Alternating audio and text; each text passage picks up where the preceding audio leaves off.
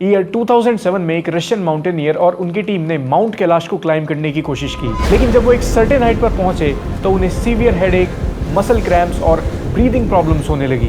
जितने लोगों ने भी आज तक माउंट कैलाश को चढ़ने का ट्राई किया है या फिर उसके आसपास समय बिताया है, उन्होंने बहुत ही स्ट्रेंज फिजिकल एक्टिविटीज ऑब्जर्व की हैं। कई लोगों का कहना है कि उनके नेल्स और हेयर्स बहुत तेजी से बढ़ने शुरू हो गए। जितनी ग्रोथ हफ्तों में होनी चाहिए थी वो 12 घंटों के अंदर हो गई। एक सर्बियन माउंटेनियर ने बताया कि जब वो कैलाश माउंटेन पे एक सर्टेन पॉइंट तक पहुंचे तो वो लोग कई डेकेड्स बूढ़े हो गए और 1 साल बाद उनकी डेथ हो गई। रशियन एक्सपर्ट्स की एक टीम कैलाश को स्टडी करने तिब्बत पहुंची, जिसे ऑप्थेल्मोलॉजिस्ट डॉक्टर अर्न्स्ट मुल्दाशेव लीड कर रहे थे। उन्होंने वहां कुछ समय बिताया और वो काफी तिब्बतियन लोगों से भी मिले। एंड में उनका कहना था कि एक नॉर्मल माउंटेन नहीं है बल्कि एक मैन मेड पिरामिड है जो काफी पहले बनाया गया था, और ये पिरामिड साथ में छोटे पिरामिड से घिरा है। कुछ अनवेरिफाइड सोर्सेज तो ये भी बताते हैं कि जब चाइनीज एयर फोर्सेज ने अपने एक हेलीकॉप्टर को कैलाश भेजा तो उसके इंस्ट्रूमेंट्स फेल हो गए और उसे नॉर्मल से ज्यादा टर्बुलेंस फेस करना पड़ा। कैलाश माउंटेन लगभग 21,000 फीट ऊंचा है और वहीं लोगों ने 29,000 फीट ऊंचे माउंटेन्स को भी क्लाइम किया है। तो आखिर कैलाश माउंटेन पे ऐसा क्या है कि आज तक ये जगह एकदम अनएक्सप्लोर्ड है और कोई भी ह्यूमन बीइंग इसके पीक पर नहीं जा पाया? इस सवाल के अराउंड बहुत सारी कॉन्स्पिरेसी थ्योरीज हैं, काफी सारे रिलीजियस बिलीफ्स भी हैं, लेकिन कभी भी एक ऑनेस्ट आंसर नहीं दिया गया। जैसे कुछ लोकल्स की मान्यताएं हैं कि जो आदमी पूरी तरीके से सिंस यानी पापों से मुक्त है, सिर्फ वही कैलाश पर चढ़ाई कर सकता है। इवन कुछ लोग तो क्लेम करते हैं कि पहाड़ पे कुछ ऐसी डिवाइन एनर्जी है जिसकी वजह से लोग बीच रास्ते से वापस आ जाते हैं। आज हम इन सभी मिस्ट्रीज के बारे में डिटेल में बात करेंगे और पता लगाएंगे कि इनमें क्या सच है और आखिर साइंटिफिक थ्योरीज कैलाश के बारे में क्या कहती हैं।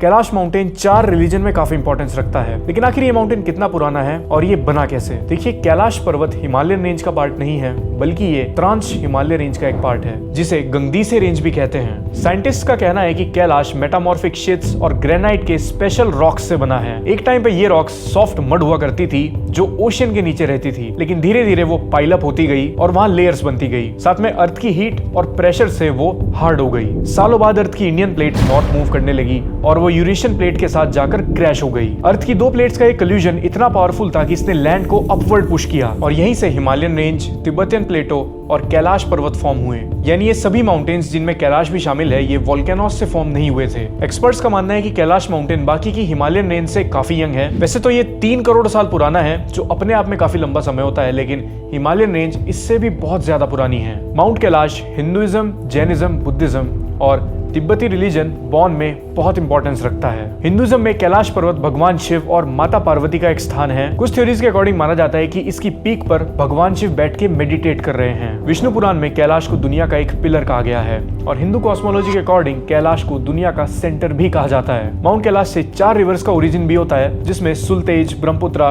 कर्नाली और इंडस शामिल हैं। और इससे भी इंटरेस्टिंग बात यह है कि कैलाश से आने वाली ये 4 नदियां दुनिया को 4 अलग अलग हिस्सों में डिवाइड करने का काम करती हैं। और अभी प्रेजेंटली कैलाश चाइना के कंट्रोल में है, लेकिन हमेशा ये चाइना के कंट्रोल में नहीं था। कैलाश और मानसरोवर लेक तिब्बत के निगाड़ी रीजन में आता है। सेंचुरीज तक तिब्बत एक इंडिपेंडेंट किंगडम था, जहां बुद्धिज्म से भी पहले बॉन रिलीजन का राइज हो गया था। और बॉन रिलीजन के अकॉर्डिंग कैलाश माउंटेन उनके एक भगवान जोंगजुंग मैरी का स्थान था। इसीलिए बॉन रिलीजन के जोंगजुंग किंगडम ने करीबन 1500 BC से लेकर 7th सेंचुरी तक वेस्टर्न और नॉर्थ वेस्टर्न तिब्बत के एरिया को कंट्रोल किया, जिसमें कैलाश भी आता था। लेकिन 7th सेंचुरी में तिब्बत की यार्लुंग डायनेस्टी के एम्परर सोंगस्तीन गैम्पो ने जोंगजुंग किंगडम को कॉन्कर कर लिया और तिब्बत को एक सिंगल एम्पायर के अंडर यूनिफाई कर दिया गया। एम्परर गैम्बो ने ही पहली बार बुद्धिज्म को तिब्बत में इंट्रोड्यूस किया था। उसके बाद 7th सेंचुरी से 20th सेंचुरी तक तिब्बत एक इंडिपेंडेंट रीजन था जो कैलाश और मानसरोवर को कंट्रोल करता था। लेकिन इसी बीच चाइना का राइज हो चुका था और उस वक्त चाइना को माओ जेडुंग लीड कर रहा था, जिसने 1950s में तिब्बत को इन्वेड कर दिया। तिब्बत से फोर्सफुली एक 17 पॉइंट्स एग्रीमेंट साइन कराया गया। इसमें तिब्बत का नगाड़ी एरिया भी शामिल था, जहां कैलाश माउंटेन है। इसी मोमेंट से कैलाश पूरी तरीके से चाइना के कंट्रोल में आ गया। तो एक इतनी लॉन्ग हिस्ट्री और एग्जिस्टेंस के बाद भी आज तक माउंट कैलाश को कोई भी क्लाइम नहीं कर पाया है। और जितने लोगों ने भी कोशिश की है, उनके साथ बहुत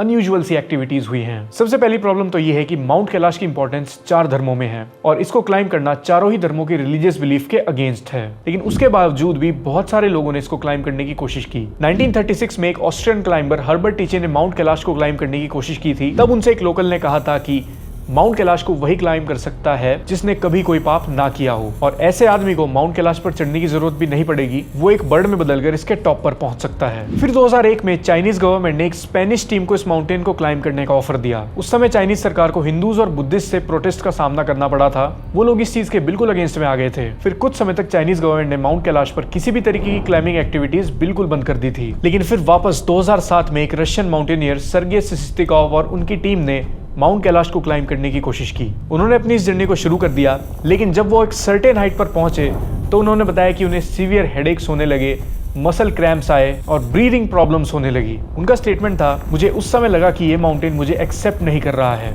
इसीलिए हमने चढ़ने का प्लान कैंसिल कर दिया और नीचे उतरना बेटर समझा। फिर एक सर्बियन माउंटेनियर ने माउंट कैलाश को चढ़ने की कोशिश की। उन्होंने बताया कि एक सर्टेन हाइट से ऊपर पहुंचते ही वो कई डेकेड्स बुजुर्ग हो गए और उसके 1 साल बाद उनकी डेथ भी हो गई। तो जितने लोगों ने भी माउंट कैलाश पर चढ़ने की कोशिश की है, उनके साथ बहुत स्ट्रेंज एक्सपीरियंस हुए हैं। उन्होंने अजीब सी फिजिकल एक्टिविटीज ऑब्जर्व की हैं। उनकी बॉडी हेयर्स, नेल्स और एज बहुत तेजी से बढ़नी शुरू हो जाती है। अब ऐसा क्यों होता है, इस चीज का बिल्कुल वैलिड साइंटिफिक एविडेंस तो अवेलेबल नहीं है, लेकिन एक साइंटिफिक एक्सप्लेनेशन जरूर है। एक्सपर्ट्स का मानना है कि हाई ऑल्टीट्यूड पर ऑक्सीजन लेवल कम हो जाता है, जो आपकी कॉन्शियसनेस को ऑल्टर कर सकता है, और लोग इसकी वजह से ऐसी चीजें फील करते हैं जो एक्चुअल में एग्जिस्ट ही नहीं करती। ऑक्सीजन की कमी को हम हाइपोक्सिया भी कहते हैं, जो आपकी हार्ट बीट को तेज कर देता है, जिससे लगने लगता है कि आपके नेल्स और बाल बहुत तेजी से ग्रो हो रहे हैं। और ऐसी फीलिंग इसलिए आती है क्योंकि आपका ब्लड फ्लो तेज हो जाता है। इसी के साथ जो लोग भी कैलाश माउंटेन विजिट करते हैं, साइकोलॉजिकली उनकी स्पिरिचुअल एक्सपेक्टेशंस बहुत हाई होती हैं, और ये चीज उनको ये बिलीव करने पे फोर्स कर देती है कि कैलाश माउंटेन पे कोई डिवाइन एनर्जी एग्जिस्ट करती है। लेकिन कुछ एक्सपर्ट्स तो ऐसे भी हैं जो इसे एक नेचुरल माउंटेन मानते ही नहीं।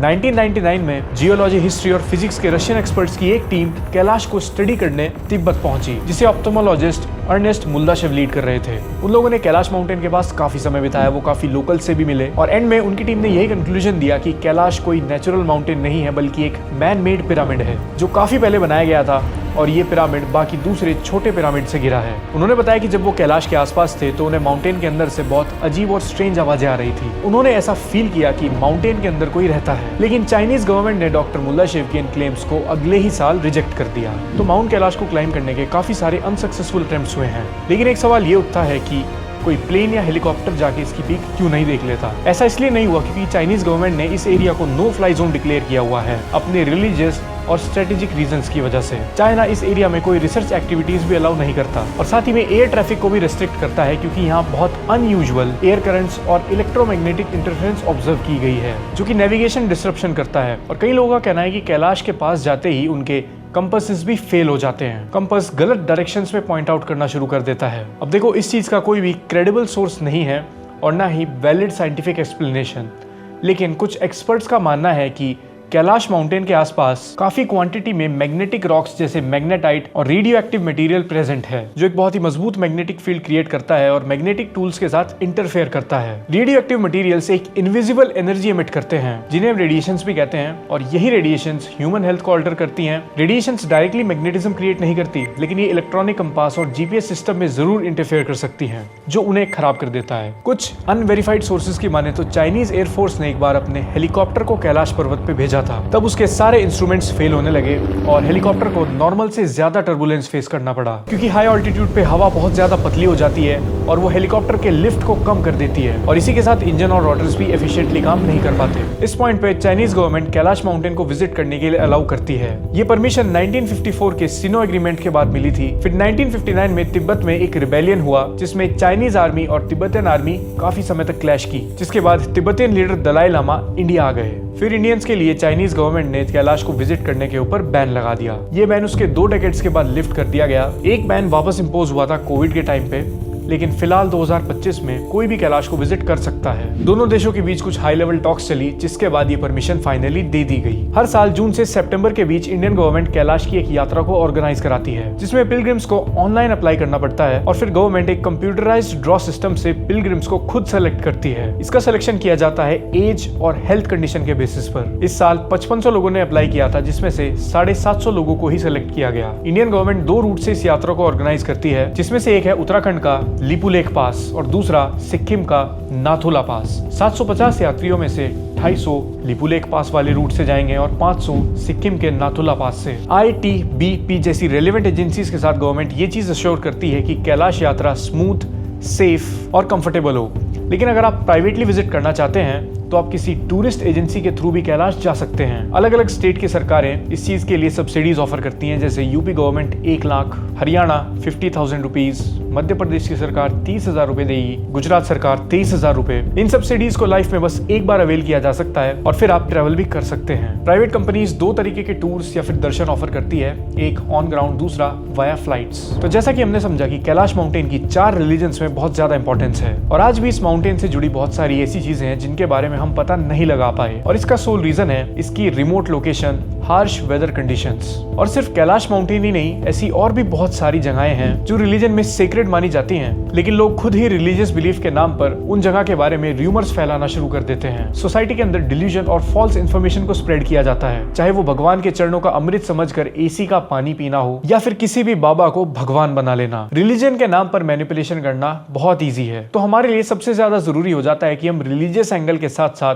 साइंटिफिक एंगल को भी देखें और दोनों चीज के बीच में एक बैलेंस क्रिएट करें। तो बस आज के इस वीडियो में इतना ही। आई होप आपको ये वीडियो पसंद आया होगा। हमारे सोशल मीडिया हैंडल्स का लिंक आपको डिस्क्रिप्शन में मिल जाएगा। मिलेंगे अगले वीडियो में, तब तक के लिए गुड बाय।